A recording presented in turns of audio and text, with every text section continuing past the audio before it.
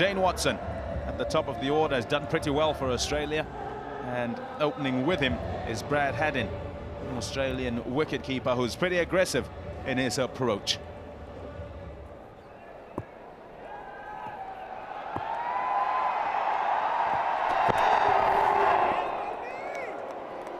It is carrying towards the feet of the wicket-keeper. Now just a loose, not to start up for Bofu.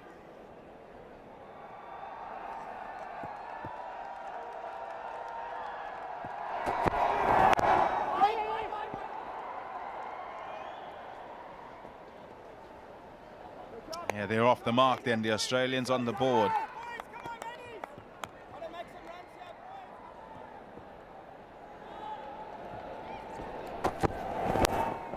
It's gone fine, gone very fine. Lots of work, too much work for fine leg, 4 runs. Well, that's the only problem, because if you're bowling sharpish as Bofu is doing, then you've got to be pretty accurate. If you're going to go on the pads, then even a little bit of a deflection off the bat or the pads is going to go for runs, go for boundaries. And that's exactly what's happened. In any case, modern captains don't keep a deep fine leg. They tend to keep the fine leg a little squarer. And that makes it very difficult for that fielder to run to his right and save the boundary, save the deflection.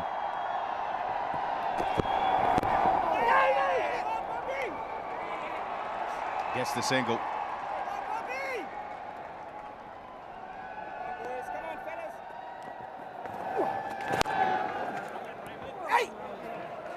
Oopsie. Come on! Not the fleetest of foot. Raymond Price is upset with himself because that was one for him to field.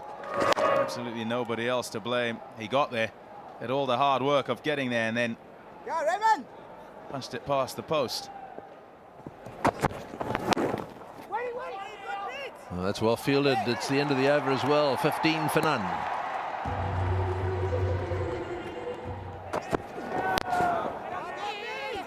Well, that's good running by Watson. Well, I think he was home. Tatenda Taibu very quick to come up and had a go at the stumps. Watson seemed to me to be okay. Let's have a look. Yes, I think it was his call, because he knew he was going to go to the danger end. But maybe if Taibu had got a proper grip of the ball, might have been able to throw it more quickly. Well, that's well fielded. Mid-wicket moving across just a little bit, realizing that there was one. If he didn't stop that one, he did. It's the end of the over, 19 for none.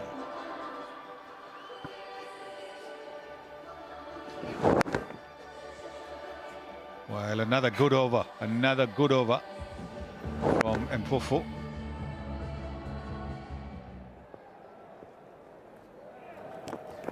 I've already seen New Zealand do it.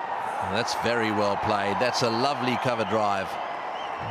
Well, I mentioned that this outfield was beautiful. Have a look at that one roll. Well, finally a half volley coming the batsman's way, and quick to take advantage of it. Just giving himself a little bit of room. Didn't go to the pitch of the ball, but just moved his front foot away so he could hit it with the turn.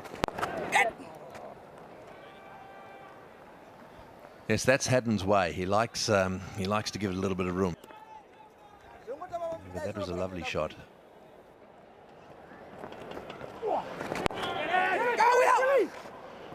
Yeah, that's good running. Nice placement and positive calling. It's 28 for none.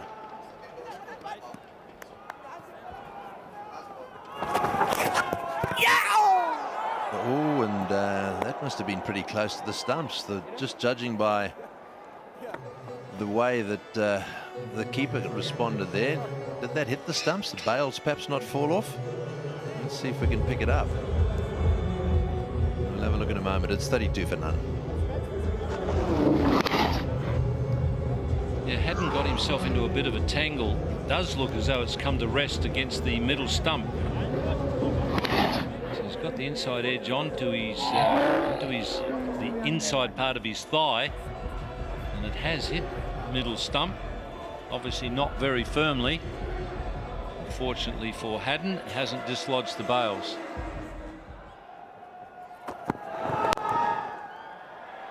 And that'll be a boundary to Watson. Yeah, Alistair Campbell, former Zimbabwean captain, moves into the commentary position. Good afternoon, Alistair. Afternoon, Chipili. Yeah, Australia going along 36 for no wicket, a boundary there. Just straying onto the leg stump, Christopher Mpofu. And Shane Watson helping himself, finding up in the circle. So once he got it past him, Raymond Price is the man there. It was always going to go away to the fence for 4.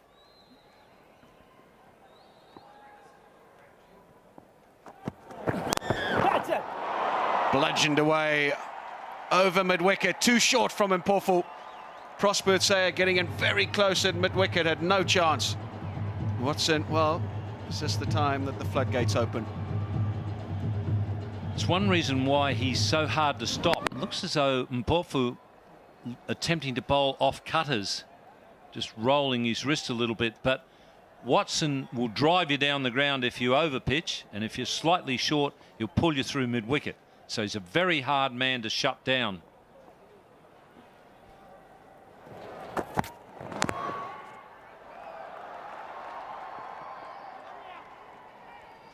That's a shot that has got him out a bit, the late cut there that he's played to third man. He plays it well, but every now and again, if you get a bit of an off cutter going, and that's what Mpofu's attempting to do, you can get either a little knock on, or if you get the top edge, carries through to the keeper or slip. Has got him out a few times, but he does pick up a lot of runs.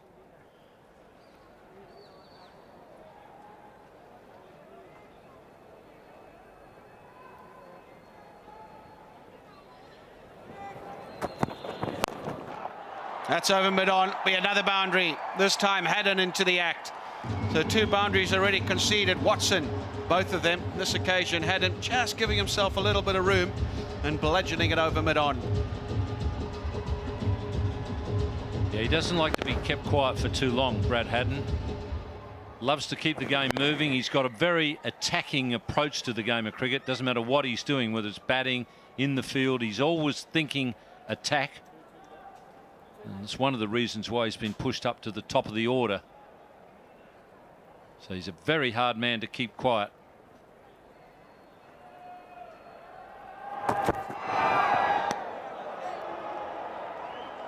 Advancing down the wicket, Haddon. And Mpofu saw him early. And they decided to bowl the short one. Not a bad option at all at that particular stage.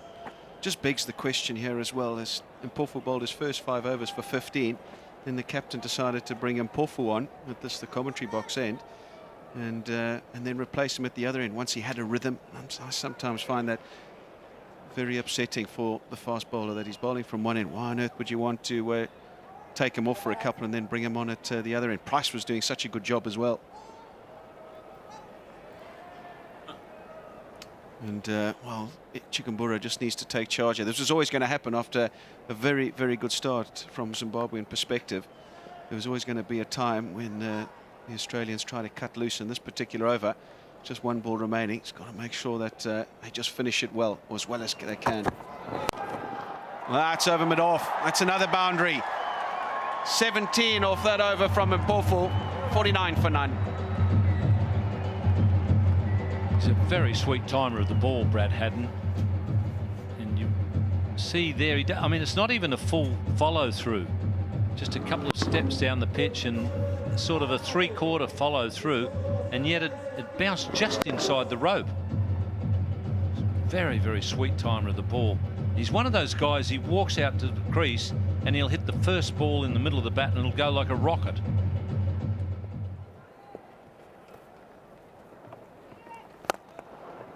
It's very well fielded. I thought for a while he had found the gap. A lot of air given by Utsayer. And Craig Irvin at mid-off, full length to his left, pulls off a superb save. Yes, right, come on! 56 for none. Well, he's quite a hard taskmaster, Raymond Price. You see there he's bashing the ground, feeling as though he should have saved that single.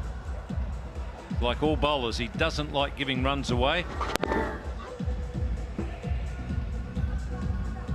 A lot of desperation. And That's why you like to have those sort of guys in your side.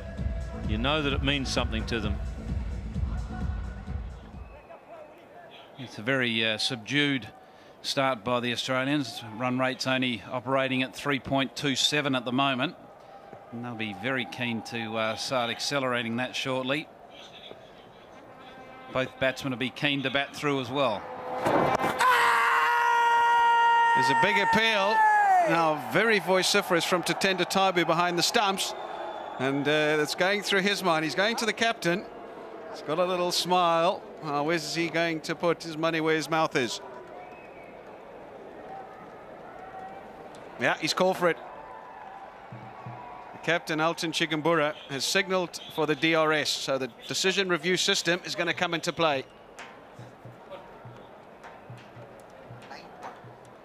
Right, so it's a Zim review. The original decision not out. An LBW call. First look at the no ball. Well, that's clearly behind the line, so no problems there. That's the first area that the third umpire will have a look at.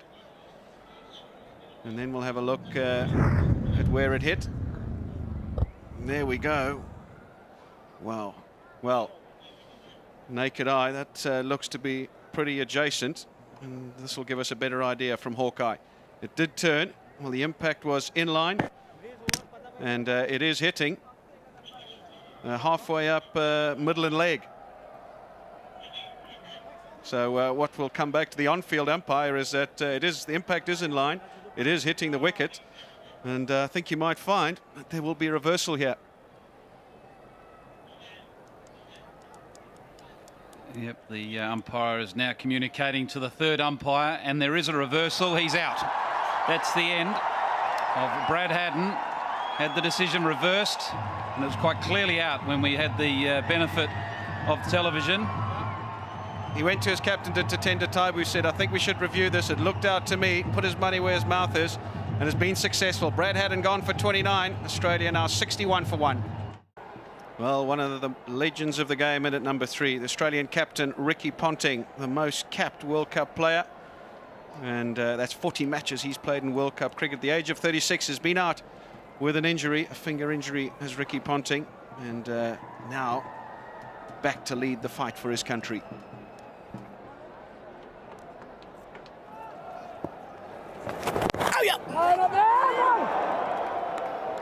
Dot ball to end the 19, 61 for 1.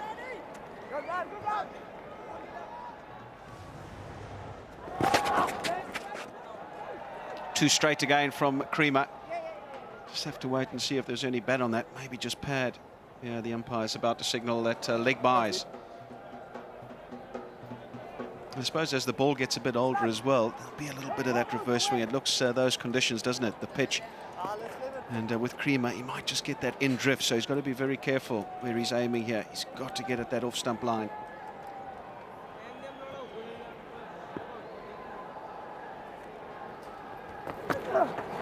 What down, buddy? Correct, Joey. Now that's a better line. I think he needs to be concentrating very much on a straight line.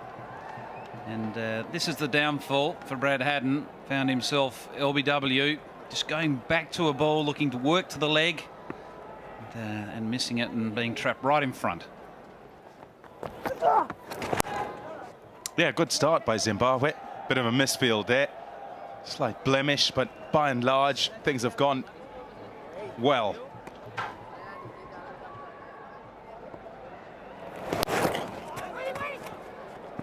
Good fielding that, Raymond Price.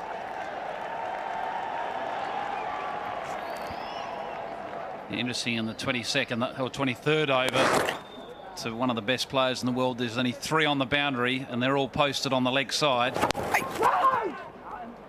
You know, on the offside field, you know, there's a ring field with mid-off still in. No, he's being pushed back now. So coming towards the end of the over, he's being pushed back to the boundary, but still the Zimbabweans are on the attack. Oh, misfield. He'll be upset with himself, Alton Chigumbura. Every little run, it counts. Everything's happened pretty quickly here. The over rate, 16.4 per hour. That's a long way ahead. It's more than 2 overs ahead. Nearly 3. Shot, very good shot, hit very hard down the ground. Watson's a strong lad, and he's got it away for 4. Well, this is the Watson we're used to seeing over the past year or so. Been in terrific form. He's got a great technique, but he's also got immense power, and that's a great example. Off the back foot, punishing it down the ground and comfortably beating the deep fielders. And looking to repeat the dose, but only just getting the 1 on this occasion. And Australia 79 for 1.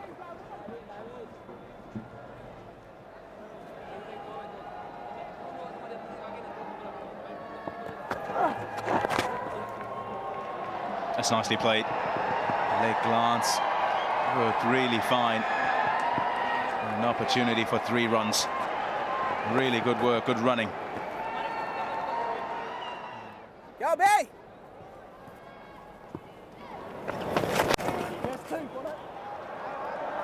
Actually placed in the gap, and straight away the call was 2. Ricky Ponting.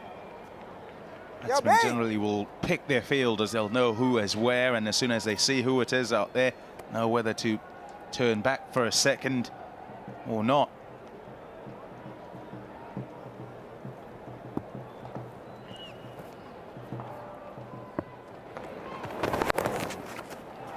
Through. It's a fast outfield. It'll be a tough chase for Prosper Otsea. He'll haul it in. So really good start this first half of the over. Getting 6 runs. Yeah, beautiful touch by the captain. Just waiting for that ball, running it off the face of the blade. Go, Bands, go, boy!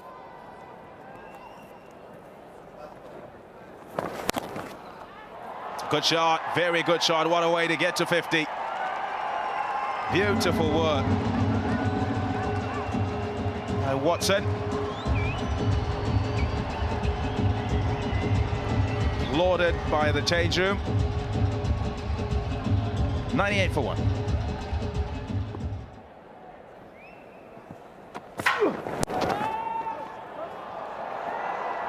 Well, 2 straight on that occasion. Watson clipping that away to the leg side, and it's beaten the fieldsman down there at deep backward square. And he picks off a 4. Beautifully timed off his pads. Very nice shot. Just had to get the gap to perfection, and that's exactly what happened. Oh, well played in the end. He left his crease and was down the wicket. And Ricky Ponting. And Graham Creamer might well have seen him trying to get it past him down the leg side. But he managed to get something on it. Well, this is what I mean when I say he uses his feet. He's always looking to get to the pitch of the ball to try and smother the spin, whether it be in defense or in attack. Get as close to the ball as possible. Well struck. That's very well struck. It's a big one. It's gone out the park. 6 runs. And this man believes in his power. So the previous delivery was slightly tossed up, and Ponting was down the pitch, and now the bowler trying to compensate, bowled a flat one, and Watson was waiting for it. The 50 partnership coming with that massive 6 from Shane Watson.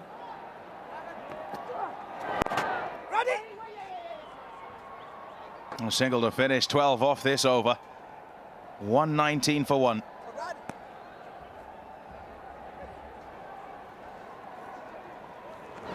Well, very quick to transfer his weight onto the back foot. And that's a big hit. That is a long, long way.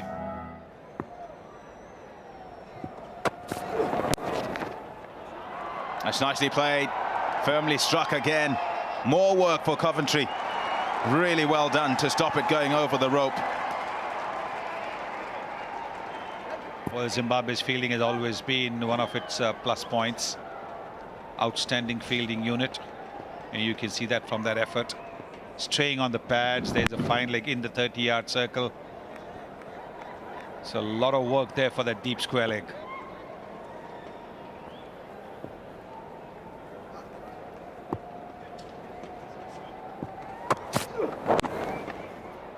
And again, Finer this time. Can he get there? No, it's gone for 4.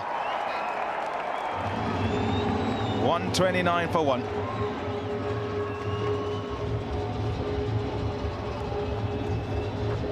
Well, that over was just the kind of push that the Australians needed. Already the previous 5 overs they had been scoring pretty quickly, and now this over will certainly have helped them. Pretty ordinary bowling by bowling at the pads.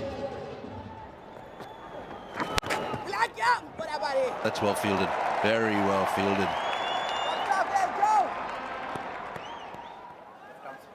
Sean Williams, left arm orthodox. Oh, way down the leg side, and that should go for 4. Yes, it will. So not a very good start for Williams. Yes, he dragged the ball down and on the leg stump as well. Just what Shane Watson was looking for. Didn't try to hit it in the air again. Hit it along the ground.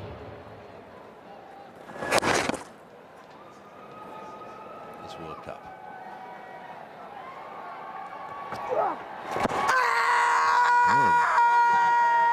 Big appeal from Tatenda Taibu in particular. It looked to me as if Kramer decided to go with him, but I think it was probably just slipping down the leg side. Well, I think what the umpire will be looking for is whether the ball hit the pad first as well. I think they have gone for the referral. Haddin was out in a similar manner. Right, well, let's go through the process now. First of all, was it legitimate? Yes, it was. Foot behind the line.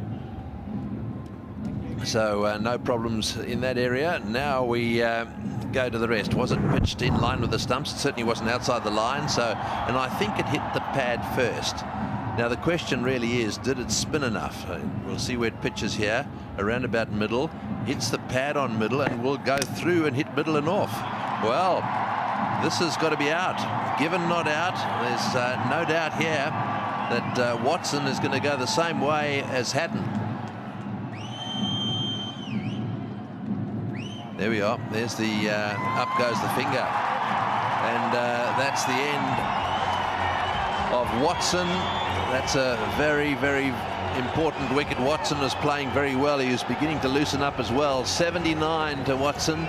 So he's on his way back. LBW to Kramer, 92 deliveries, and the score now 140 for 2. Michael Clarke is the new batsman. He's in at number 4 for the Australians. He too is a good player of spin. He likes to use his feet. So we've got 2 batsmen out there now facing spinners, both of whom like to get down the pitch. Yeah.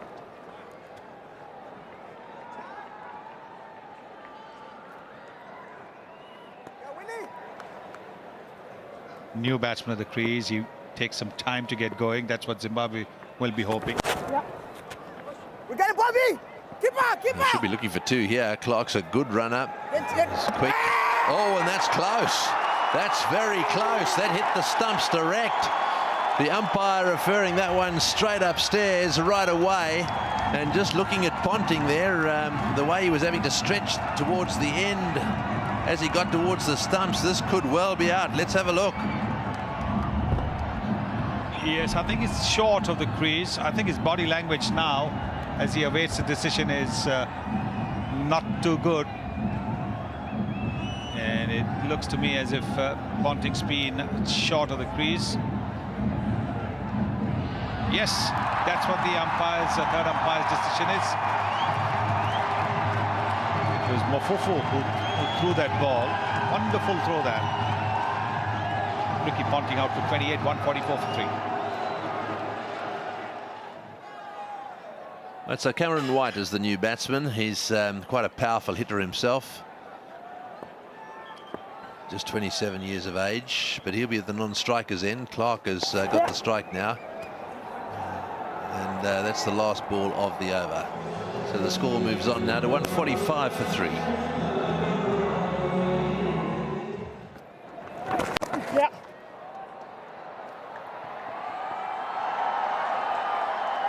There again, He's got some arm.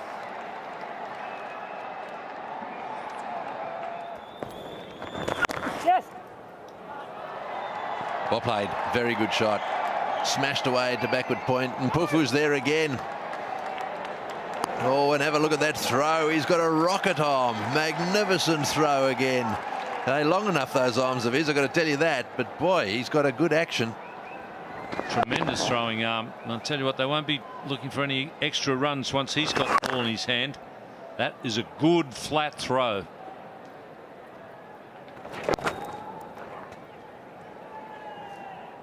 Yes, he's very gangly, you know, tall guy, and not much of him, but he gets moving around the boundary. Look at the pickup here. He gets rid of it quite quickly too.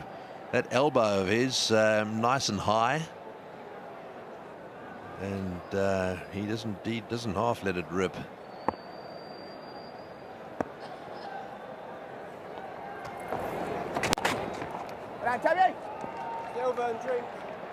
Straight back to the bowler.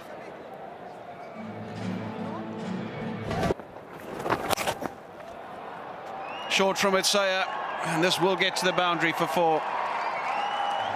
Probably just thought that the batsman was coming at him and dropped his length a little bit. He stayed in his crease, Michael Clarke, and in the end put it away pretty comfortably.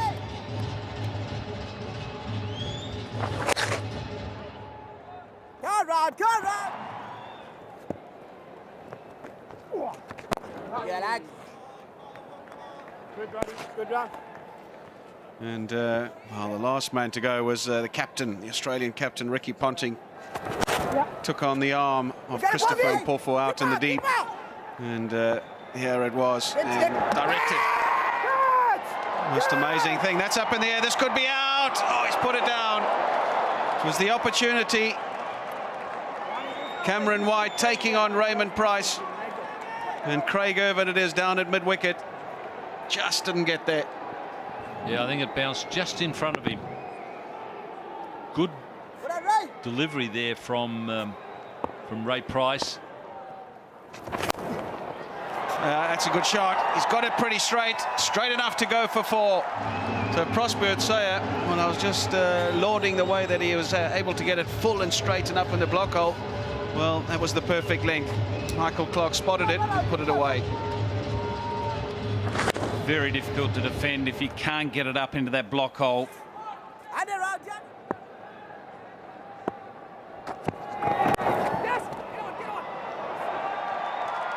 He shaped to give himself a bit of room, did Michael Clarke, and then went inside the line and got it past the man at short fine leg. 200 up for Australia. Yeah, Clarke on this occasion looking to hit the offside, but the bowler angling it down the leg side, and it's a free hit really. When you've got fine leg up there, you only have to beat him left or right by a few feet.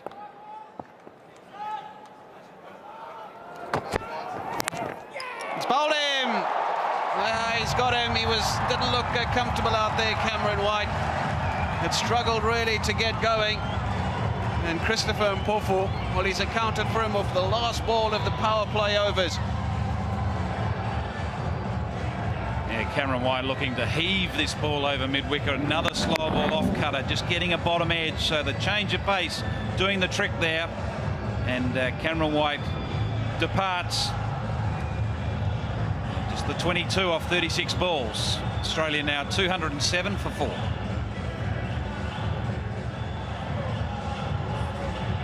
David Hussey, the new man for Australia.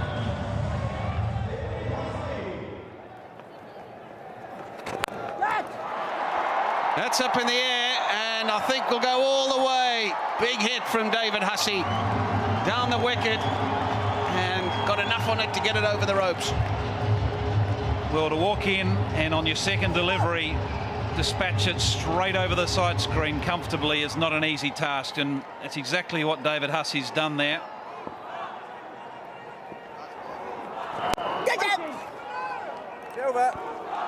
Good comeback from Williams. 46 gone, 216 for 4.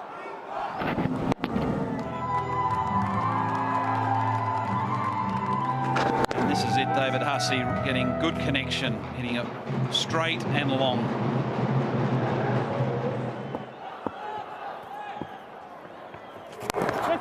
make a difference. That's a nice shot. What a shot that is. Great timing on that. It's David Hussey once again. He's come out with aggressive intent and is executed well in a couple of shots here. Well, this is great adjustment, using his feet. Didn't quite get to it, but he waited for it. That was the key. He waited for that delivery, so he timed it to perfection.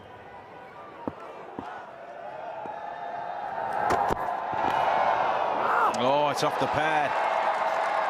Misdirected by the bowler. No, it's off the bat. Gone for 4, given 4 by the umpire.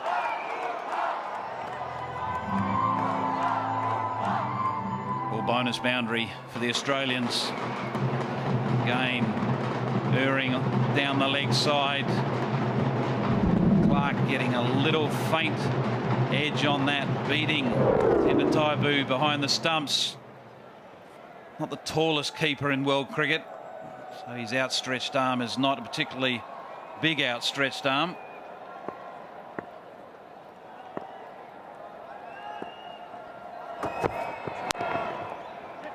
Nicely played onto the onside. Will be searching for a second and gets a second run. Good work, good running. 50 up as well for Michael Clark. Appreciated by his team. It's come off 50 balls, a 46th one-day international 50 for Michael Clark.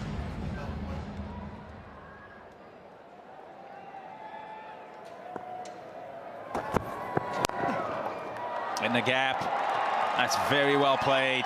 Intentionally going inside the ball, getting it over cover and getting 4. 15 off the over. It's 241 for 4.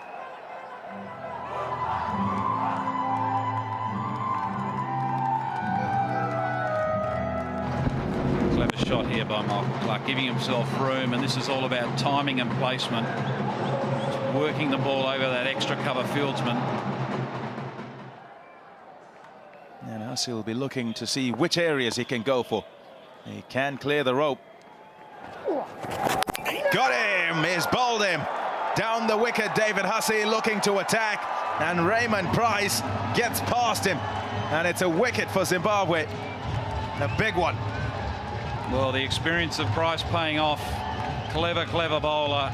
It's a big wicket. David Hussey, as he's shown, has the ability to hit the ball out of the ground. On this occasion, there's no contact whatsoever. And that's the roar of Price. The pleasure of the wicket of David Hussey. Gone for 14. Australia 241 for 5.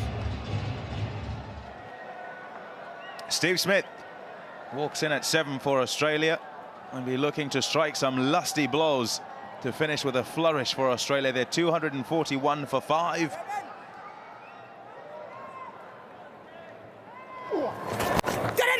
Oh, catch was the call. It's gone very straight and it's gone for 4.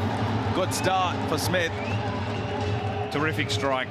First up by Steve Smith. Can be considered as a little bit unorthodox in the way he goes about it. And there you go. There's a good example. First ball, giving himself room like a baseball swat down the ground. 4 more. And long off was in the wrong place. He was a long way wide. And Tatenda Taibu behind the stump, thumbs outstretched. That's up in the air. That's gone all the way as well. A 4 and a 6 to start for Steve Smith. Brings up the 250 for Australia. Well, this is one of the reasons this young batting all-rounder is fancied by the Australian selectors. He has got that little bit of X factor about him. Smith on strike on 11 from 3. It's up in the air. There's a man out there. Simple catch. Regis Chakapa makes absolutely no mistake.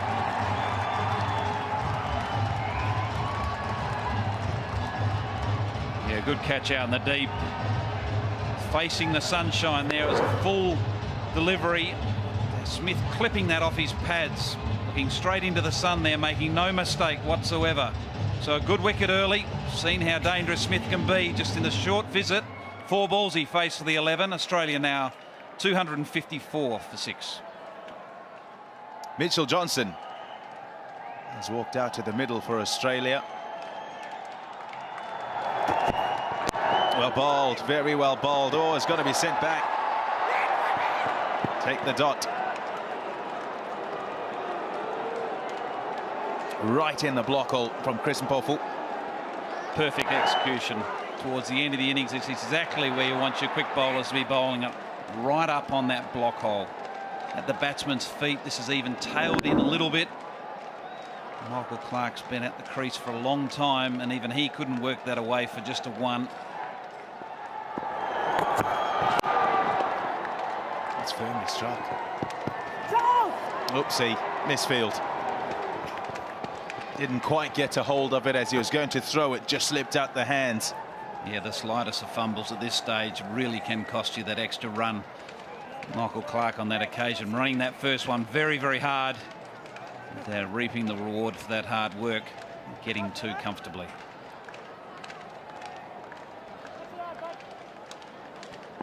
Just 3 off the over so far, 2 balls to go. The wicket has fallen as well, so good job done by Mpofu. He's got to finish well.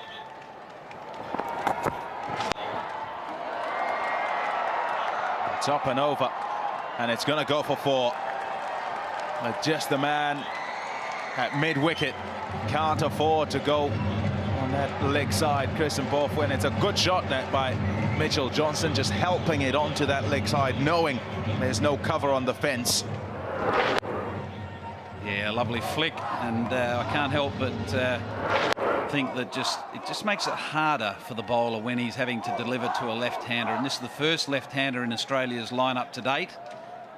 And, already it's shown that it's created a challenge for the bowler. He's having to bowl around the wicket, so it's changing his tactic, where he's been over the wicket all day. The last ball of this innings.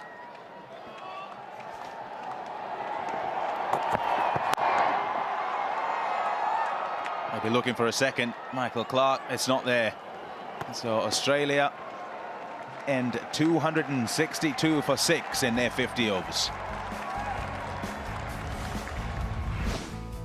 So after a very cautious and un-Australian start, just 32 scored from the first 13 overs, the holders eventually found their feet. Shane Watson upped his rate to finish top scorer with 79 off 92 balls, and Michael Clarke made sure his side had a decent total to defend with a well-composed, unbeaten 58.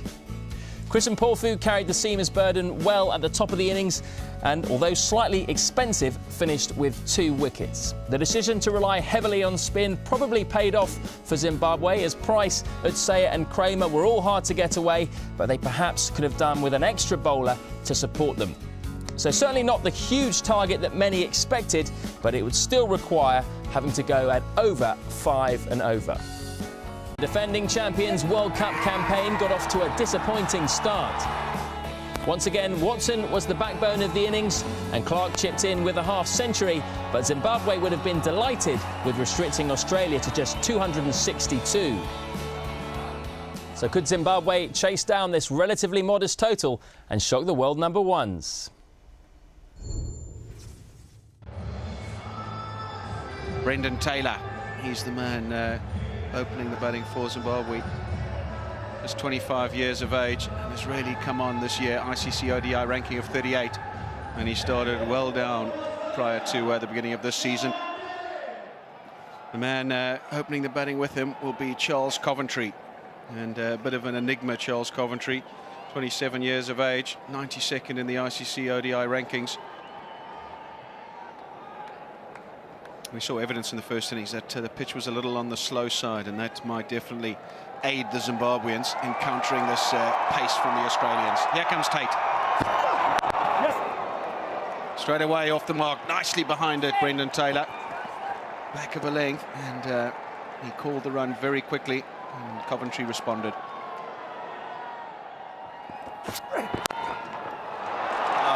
That's a glorious shot, it really is. Yes, it was a half volley, it was right up there, but he waited for it nicely and just leant on it. He really can time a cricket ball, this bloke. And from Zimbabwean perspective, they need him to hang about. Well, he might have glasses, but he saw that one all right. That really raced off the bat. That's the thing about pace bowling.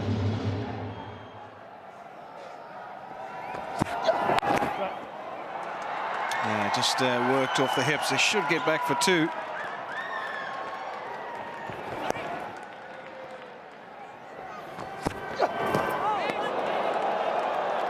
Yep, you're always going to expect a bit of this. And Brendan Taylor's one of those blokes. We heard a pre-match interview. He was under no illusion that some of this stuff would happen. Yeah, right.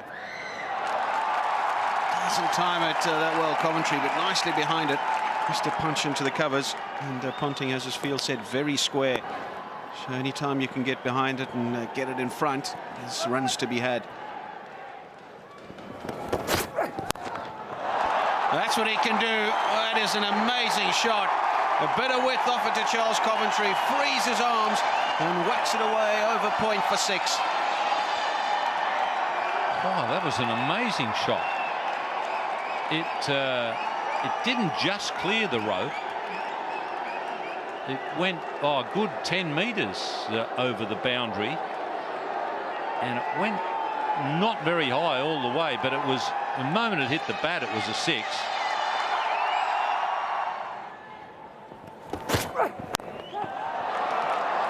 There we go. And he's going to go. Well, I might have put the commentator's curse on him, but that's exactly what we've become accustomed to with Charles Coventry. He looks $1 million 1 minute and then takes on the shot that he's not used to playing. It's not in his repertoire, and he's done it on that occasion. He's tried to pull Brett Lee. Should have just got under it. Nowhere near in the right position. Lobs it straight up in the air. And Brett Lee, well, clutches it, not very convincingly, but the result is Coventry still out. He's gone for 14. Zimbabwe now 22 for 1. In at number 3 for Zimbabwe, Tatenda Taibu, a very experienced campaigner. That's a beauty. Online. And well played too.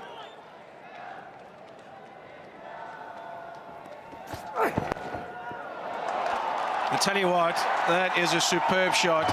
I've seen this bloke play that shot time and time again in South Africa to the South African quick bowlers. They pitched it short and he just glides it off the face over like first slip.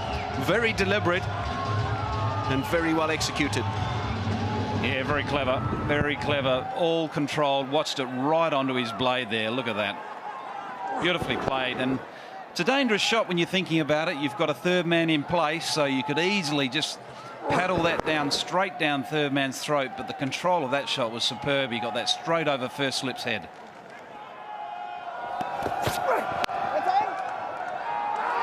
Lovely shot, lovely piece of fielding. Good cricket all round in the 8th over, 30 for 1.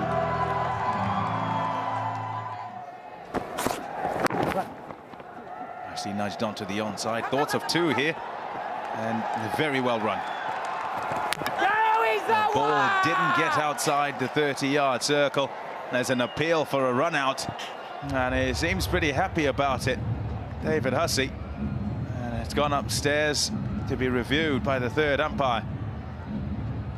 It'd be pretty irresponsible as the batsman if you haven't grounded your bat in. Yeah, comfortably in. Comfortably in, but you always have to check with a direct hit. You just never know. So confirmation then. Well struck, very well struck, and it races to the fence for 4. It's Taibu who finally gets one away. Well, that'll be a relief. The pressure was building. You could see it, you could feel it. And on this occasion, Brett Lee just getting that bit of width and Taibu jumping all over it. All it needed to do was find the gap, and it did.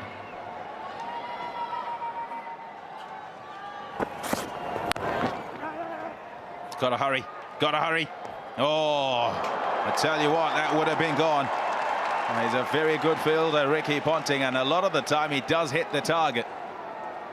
Well, that's the other advantage of having Ricky Ponting at mid-off, is that when you try to take on mid-off, you've got someone like him who's so quick to get to the ball and release the ball. And as you said, Pommy, he's normally on target. And on that occasion, He's not used to missing. Not happy at all, was he?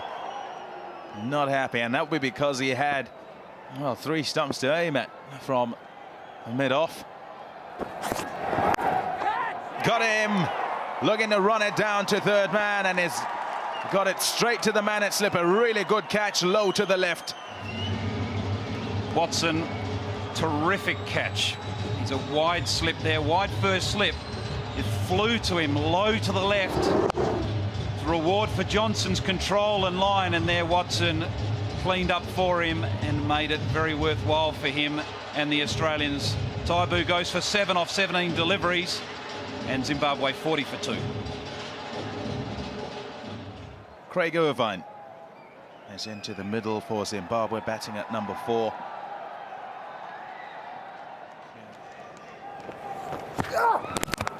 Pulled him. He's got through him. It's tailed back just a touch from Sean Tay onto the pad and then onto the stumps. Another wicket goes down. I think he attempted Yorker. Brendan Taylor had been shaping up quite well, keeping his eye on the ball right till the end when the short ball was bowled, but he is just trying to work it away.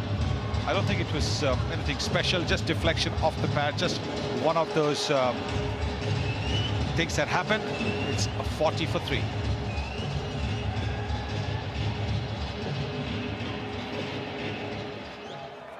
Zimbabwe's captain, Elton Chigumbura, walks in at number 5. They've lost a couple of quick wickets here, and they need to resurrect the innings somewhat, get a partnership together. At the end of the bowling, Prosper Otsea speaking, said a couple of good partnerships up front is what is required. It's gone fine, very fine. It's gone for 4 off the pad as well. Oh, hello. Didn't pick that up at all. Found himself in no man's land and had to take the blow. Yes, he dropped his wrists, didn't want to fend it off, and they got hit on the grill. Big shout, huge shout. He's thinking about it, Asoko De Silva, and it's a shake of the head. There'll be consultation between keeper and captain, and straight away Haddon says to Ricky Ponting, you've got to go upstairs for that. So it will be a review.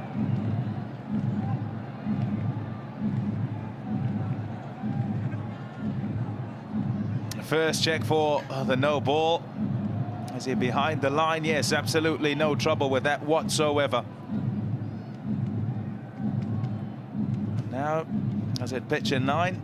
Yes, pitch is in line. Strikes him. You'd say there's absolutely no bat involved there.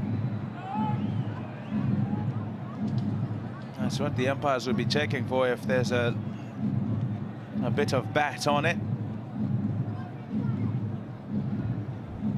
Nope, the bat is late. It's behind the pad. And the final thing to find out is it in line? Impact in line, pitching in line, hitting the wickets. Given not out. And the decision will be given, well, will be changed. And it will be given as out.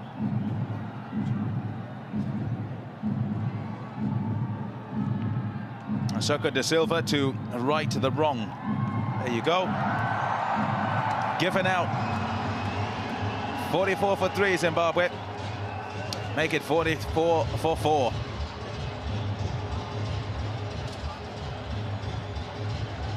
Irvin gone for none. It's 44 for 4. Sean Williams. Lots of work to do for Zimbabwe. Off the pad and down to the boundary for 4. Correction off the bat, down to the boundary for 4. Much needed boundary that for Zimbabwe. Been bogged down in the 40s and unable to get the ball away. Well, first runs of the bat of 17 balls, and once again, every time Sean Tate strays onto the leg side, he gets taken for runs simply because of the pace that he generates. So even a little tickle, little deflection. There again, there is again. But of course, Brad Haddon's got his gloves to it, and that's what's allowed. Oops, oops, oops.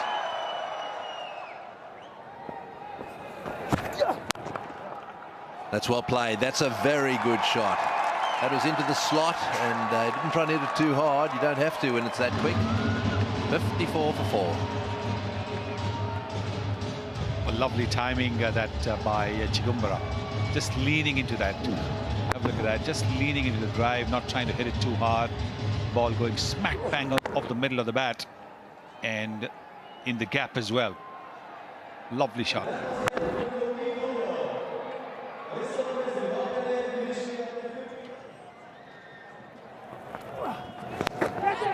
Ooh, and straight away tossing it up, and well, that's a bit unlucky. It wasn't that bad a delivery. Thick edge, maybe in a test match situation he would have had another slip with 4 wickets now. Just reaching for that delivery of Williams and getting a thick edge.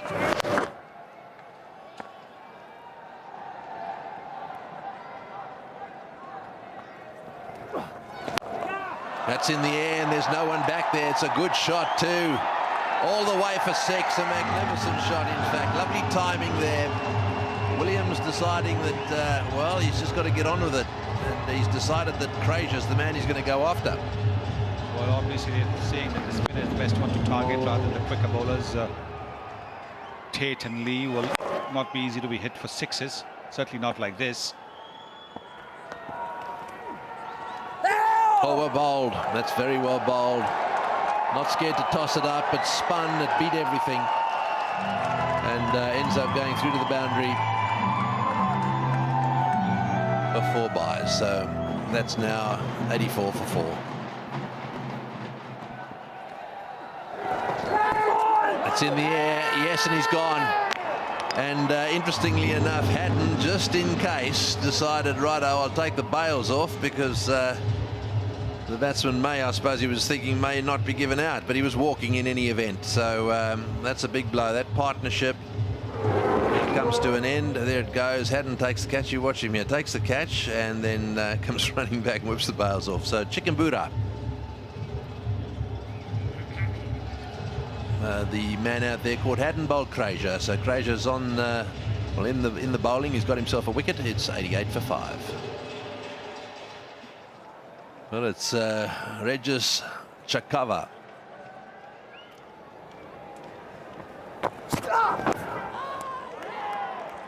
Got him. Really good catch. Well, it was a difficult one. He was playing away to the leg side. He was unsighted. Would have been unsighted for a while, Shane Watson. And that reverse swing, well, he's got one to go across the left-handed Sean Williams. No feet at all. And there we go, just trying to play it away on the leg side. Outside edge, good low catch by Shane Watson. So Tate strikes for Australia. Zimbabwe lose another wicket. 6 down now they are for 96. Williams gone for 28. In at number 8 for Zimbabwe, Prosper Tsaya, former captain, bowled really well this afternoon. 10 overs, 1 for 43. He's got a job to do now with the bat.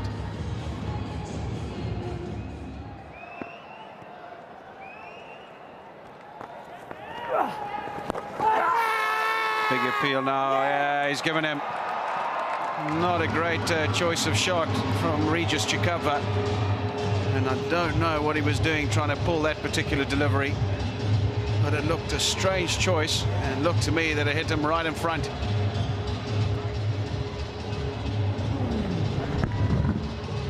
Yeah, there's no doubt about that. I think he had a little word with the non-striker, Prosper Tsaya.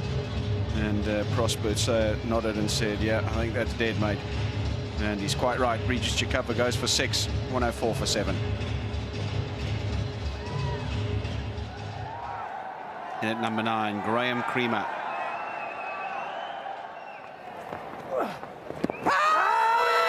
Big appeal on that occasion. I think he's got outside the line, you know. They're going to have a little banter about this. And I think Brad Haddon will be the ultimate judge. And he will know that maybe just got outside the line. Well, Richard Kettlebreath, the umpire at that end's got a pretty cool head. He's pretty new to the international scene, but he's done very well from what I've seen. Oh, yes. And that's the end of the over. Zimbabwe now 105 for 7. That's a good call. And I think you'll find, there we go. It did turn back. Oh, the inside edge.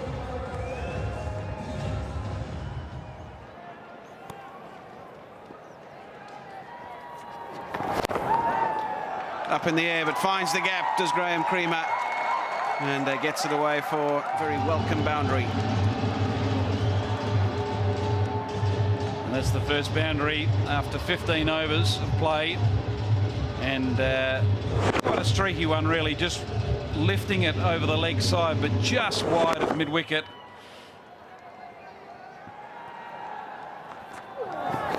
Down, Rick, down! Yes, Oh, brilliant. Ponting at cover.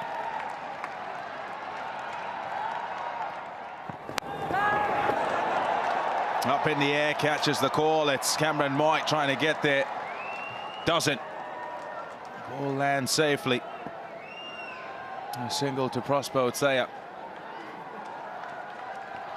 Yeah, it stayed up in the air a long time. I just wonder whether White at first felt that it was going to easily reach him.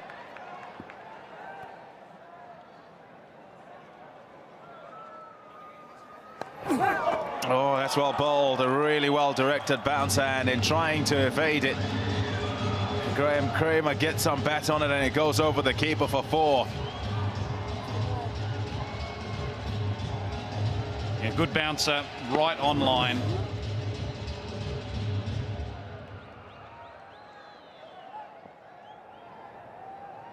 Here's Tate. That's gone very fine. He's been trying to do that. Prospo Tsaya gets it fine for 4. Yeah, frustration for Sean Tate, but you'd have to say that was well executed, just opening the face, using the pace of the bowler. There's no slip in place, so he's got an open paddock there to run the ball down to third man.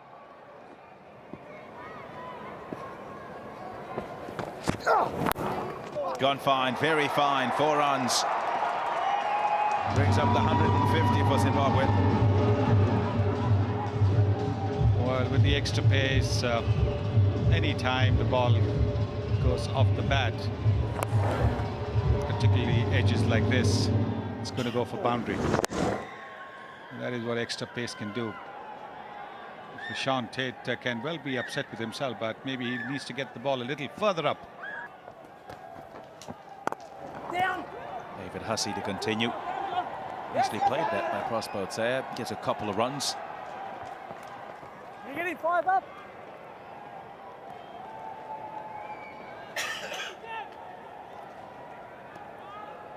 David Hussey is a spin bowling option that the Australians have been using, even in the warm-up matches.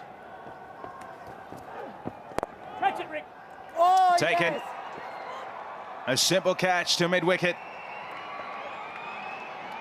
Prospo Tsaya just looking to play a drive down the ground to mid-on. Presents Ricky Ponting with an easy catch. 8 down now, Zimbabwe. Well, what a soft dismissal. Just stroking the ball, not even with any power, to Ricky Ponting at mid-wicket. He doesn't miss those catches. They have lost their 8th wicket for 153. Utsaya out for 24. Raymond Price walks to the wicket for Zimbabwe. Oh, what a shot. Very well played by Graham Creamer. He was waiting for it. It was short, and he put it away for 4. 161 for 8. Well, that boundary brings him to his highest score in ODIs. But he's been pretty good with the bat.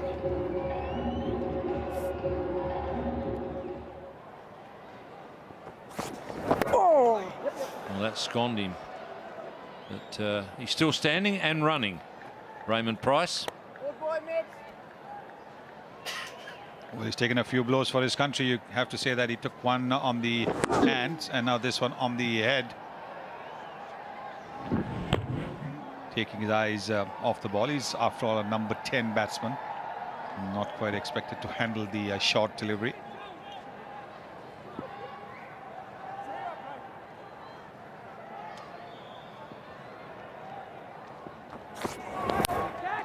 Well, good catch. Brad Haddin diving away to his right. Takes a terrific catch there. So Mitchell Johnson with an angle across the right-hander has brought Graham Cremer's innings to an end. Well, he played well, Cremer. Just trying to play up on the up, as they say, without taking his foot to the pitch of the ball. Fine low catch by Brad Haddin. Mitchell Johnson gets another wicket. He's got 3 for 18 now. It's 167 for 9.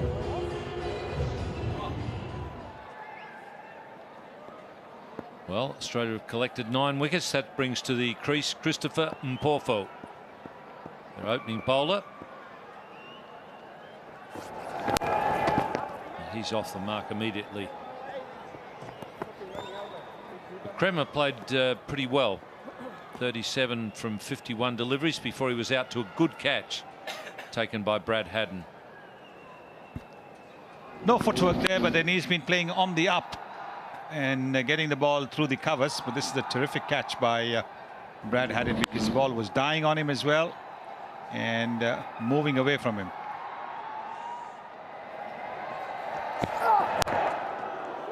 That's a good one to start with. Well, that was the toe crusher. And Mpofu angling in, reverse swing.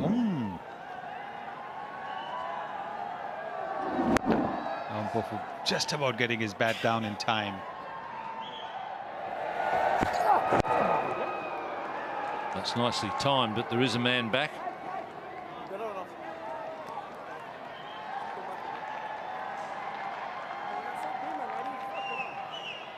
Well, he's trying to get that Yorker, but he's not getting it on target.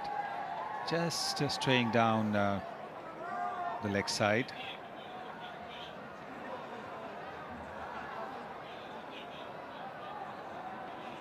And Mpofu.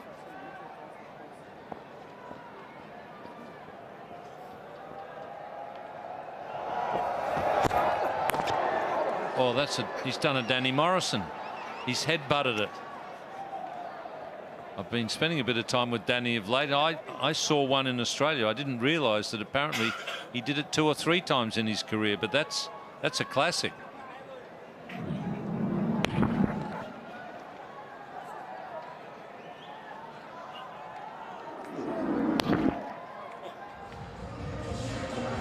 Just 4 overs to be bowled in this match.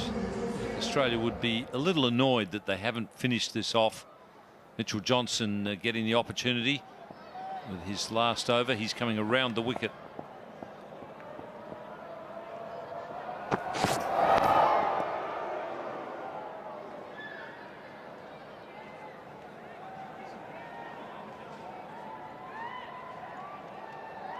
Well, this is, I think, a pretty good move. He's bowled well over the wicket, but somewhere down the line in some of the other matches to come, he might be needed to bowl round the wickets. It's a good idea to try and bowl that to the number 10 and 11 batsman. And a catch taken there by Brad Haddin, a much simpler catch. So hitting the outside edge from around the wicket. Mitchell Johnson has done the trick. Australia have won this game, and they've won it by 91 runs over Zimbabwe.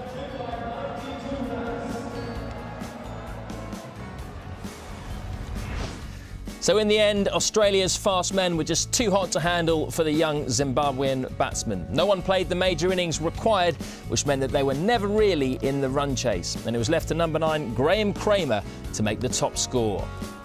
Liam Tate was solid, if not spectacular, but Mitchell Johnson outshone them both with his 4 for 19. Jason Frazier would also have been pretty happy with his World Cup debut. As his side's primary spinner, he could well be bowling plenty of overs during the next few weeks. Australia then not as convincing as they would have liked, but they've still won by 91 runs and extended their unbeaten run in World Cups to 30 games. After the match, Tony Greig spoke to both captains. Well, congratulations first of all. Your winning run continues. It's what's 24 in a row now as captain. Yeah, thanks for reminding me about that. Yeah, no, good start for us today. I thought Zimbabwe bowled and fielded particularly well. A really slow wicket, tough to get any pace on the ball when the spinners came on, and you know, they bowled 38 or 39 overs of spin today. So we just kept ourselves in the game, got ourselves a decent enough total, and we knew that if we bowled well, that should have been enough runs. I thought we were restricted to the score that we wanted to chase, but I think we just have to work on our batting. We didn't put runs on the board. I thought it was a good wicket to bat on. Elton, you must have been very happy with the way your bowlers performed because you did a good job to restrict the Australians early on. Yeah, I was very happy with the bowling department. Obviously, the fifth bowler is something that we have to work on as well. But overall, I thought the bowling and fielding was superb. Oh yeah, it's a nice solid day today. It took me a little while to get going, get used to the conditions and sort of find my way of exactly how I was going to score out there. They bowled nicely with the new ball. With the spinners, I found it a little bit difficult to get away to start with, but it's nice to be able to play different innings and sort of find your way. So I thought it was a nice solid game from all of us, so it's a good way to start. Well, it's good to run into the spinners as well because there's no way you're going to get away from them during this tournament. It's exactly right. It wouldn't surprise me if a lot of spin is bowled to us, especially if the ball is turning a bit. It didn't really turn that much today, but it was more so just a little bit slow. So yeah, it's a good time to get a bit of practice in. And opening the batting with an off spinner bowling the first over, a little different. It is definitely, yeah. It's not something that, especially in Australia, you don't really come up against that much, but I'm pretty sure it's going to happen a bit more often throughout this tournament, so it's a good way to be able to get some good practice in.